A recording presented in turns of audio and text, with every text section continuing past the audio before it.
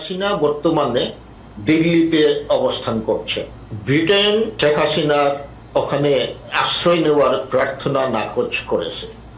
বর্তমান যারা প্রশাসনে আছেন তাদেরকে বলা শেখ হাসিনাকে যাতে দিল্লির থেকে বাহিরে না যাওয়ার জন্য। তাদেরকে এখন ইন্টারপোলের মাধ্যমে শেখ হাসিনার বিরুদ্ধে এতগুলা হত্যার সিভিলিয়ান পপুলেশনকে সে ঠান্ডা মাথায় খুন করেছেন, এইগুলা হলো যেটা ক্রাইমস এগেইনস্ট হিউম্যানিটি।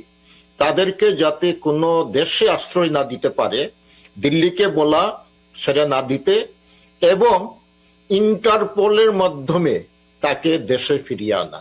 তাকে ইন্টারপোলের যদি ওয়ারেন্ট ইস্যু হয় তাহলে পৃথিবীর কোনো এয়ারপোর্টে তাকে ঢুকতে দেওয়া হবে না, এবং এই ইন্টারপোলই তাকে দেশে ফেরত পাঠাবে।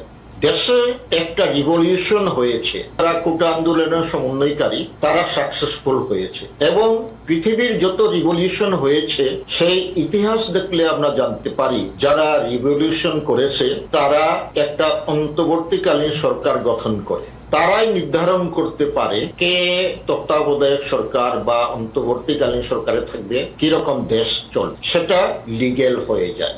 অথবা আরো একটা করা যেতে পারে যে প্রেসিডেন্ট আছেন, এই প্রেসিডেন্টকে বাধ্য করা তাকে পদত্যাগ করার জন্য। সে হলো একনায়ক শেখ হাসিনার প্রেতাত্মা, তাকে পদত্যাগ করা এবং সেই সংসদের মাধ্যমে ইমার্জেন্সি বেসিসে একজন প্রেসিডেন্ট নিয়োগ করা, এবং সেই প্রেসিডেন্ট অন্তর্বর্তীকালীন তার অ্যাডভাইসার অথবা অন্তর্বর্তীকালীন সরকার গঠন করবে। এইটাই হবে কনস্টিটিউশন অনুযায়ী লিগেল ফ্রেমওয়ার্কের মধ্যে দেশ চলতে পারে।